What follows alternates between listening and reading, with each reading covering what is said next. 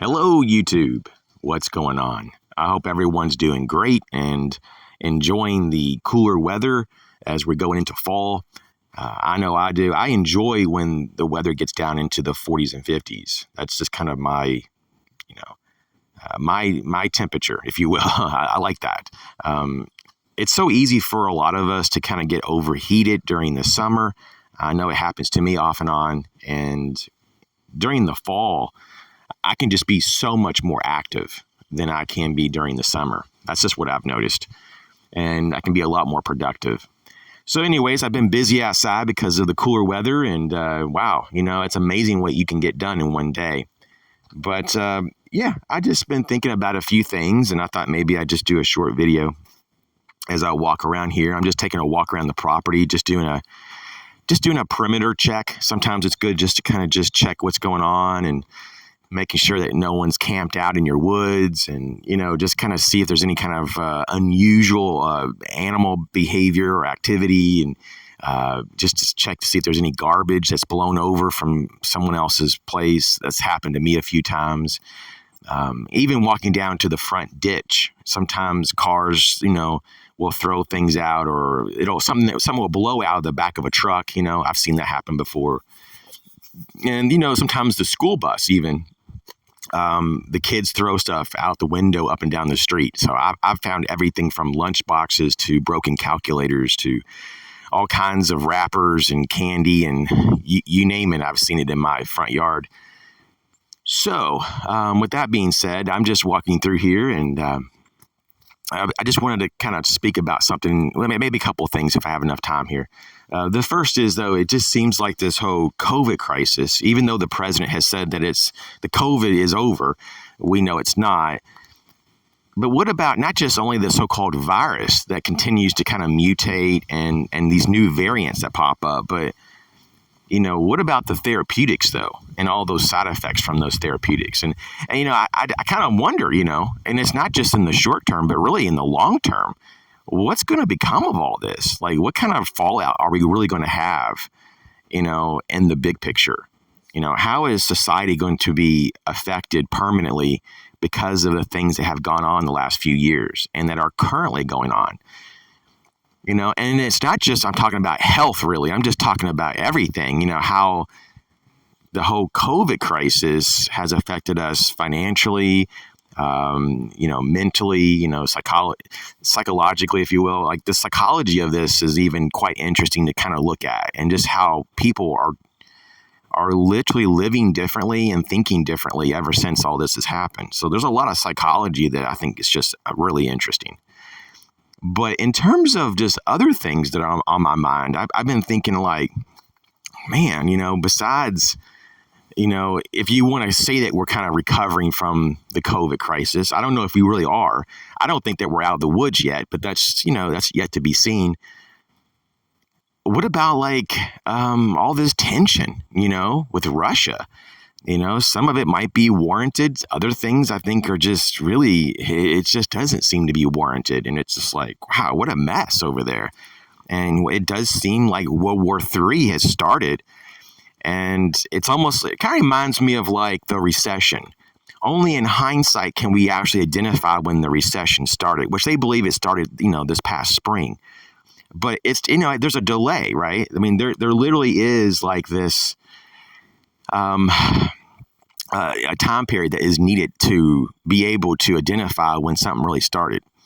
And I think that a lot of the things that we have in this world, sadly, are lagging indicators of what's going on currently. And we don't even really know what's going on until later of what actually happened. And that's so dangerous because we're so informed. Like, I don't think that the average citizen, and even maybe most of government, is really even understanding what's unfolding right now. With all the crisis and conflict with Russia, and then, of course, ongoing pandemics, if you want to call it plural. And then, of course, the economic, what seems to be some type of really massive restructuring, possible partial collapse and reset, and all kinds of really almost like dystopian types of things that are trying to be pushed through with credit, credit score systems to be paired with digital currencies coming out. I mean, it's just like, wow, it just seems so, well, how should I say? It's not just like controlling, but it almost seems evil, and it's just, it doesn't seem like it's in the best interest of the people, and I mean the citizens. So what do you think about all this? I mean, it's almost like there's like so many multi-levels to all this. Like it's a multi-dimensional problem. And then, there's all these little things that continue to go on that add up to be a big thing, like a lot of the food processing plants being burnt down or destroyed or closed, and all the unemployment that we're seeing, and just like all this ongoing crises. And it's like, well, how much more of this can be sustained before we literally start to have, like, the system at various points break? We're at breaking points now. And I think maybe like in the bond market, we've already started to see some breaking points, and we kind of saw some stories recently about in the United Kingdom, how, the pension fund was in crisis and the Bank of England had to intervene because the bond market was just under complete assault. I just kind of wonder, like how many things are going to have to break before we can rebuild? Because obviously we're not in a rebuilding phase now. We're in a destructive phase. And it's almost like I kind of wonder if this is necessary on so many levels to eliminate a lot of bad debt. I mean, it's a theory. It could just be an element of all this, a part of it. So with that, though, I'm just kind of sitting back and trying to look at the big picture here. And it is quite the disturbing thing to look at. I mean, I will be honest with you. And some days I just pretty much tune out and don't even look at the news anymore. It's hard to keep digesting all this when it's so negative. And this is why it's so important to do your own thing in your personal lives, to have lots of meaning and joy, and to find your own peace. And this is why I think it's really special to have a place that you can call home, that you can really not just enjoy, but that you can grow within. Like you can develop yourself in an environment that's healthy. And for the most part, where I live, though, my neighbors are really cool, and they respect my privacy and all this. And in some places, though, that's just not how it is. Some places you have no privacy, or in some locations you don't really have any kind of space. Really, you have no yard. You just kind of stuck in a building. And I don't think that humans really are designed to just be stuck in a house, even if it's a big house. But a lot of people don't have big houses. And to just be stuck in a house, regardless of the size, and not really be out in the environment and nature, and not just to have some, private time or personal time, or just to have privacy. I mean, there's a lot of things about this that, once again, going back to psychology, I think there's a big psychological element of just needing some time to recuperate from the ongoing assaults that we get, not just, in our everyday lives, but just the stress of the totality of what's going on in the world. And there's a lot going on. And I don't think the news, to a large degree, helps us cope with a lot of things. I think it's just kind of most of those variables we have nothing really to do with. We don't really have any way to influence a lot of the things that we see and hear about. And I think, though, in the background, it does elevate our levels of anxiety to some degree. And I think a lot of people are mindful of this, and that's great. But then they continue to consume more and more mass media to continue to elevate their stress levels.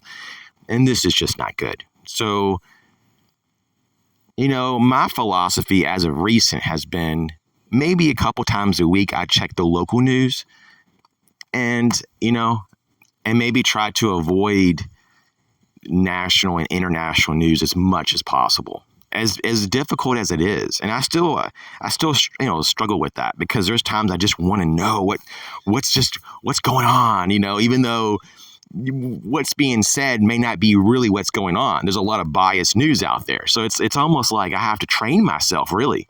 And I've been trying to train myself over time to just let it go, because regardless of what they say, even alternate news, alternative news, if you will, they have their own bias. And they might be better, and they typically are better than mainstream media, of course, in my opinion.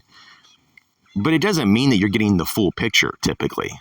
You might be getting some of the full picture in some articles, but it's kind of rare to really get a non-biased, look at what's going on.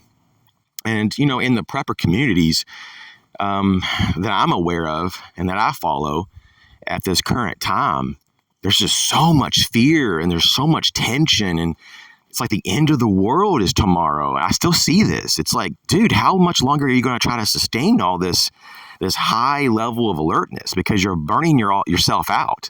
Everybody's getting burnt out. And there's no way to maintain that over time. I still see channels on a regular basis saying, buy everything now you need or else. And people are still saying you're going to die if you don't do this, this, and that. It's like, it's just all fear-based still. A lot of it's fear-based. There's some people that are informative, but then they have this really negative slant on the future. And not all of that is warranted. A lot of it can be warranted, though, unfortunately. But it's like, it's so crazy, though, how certain personality types and certain people think a certain way.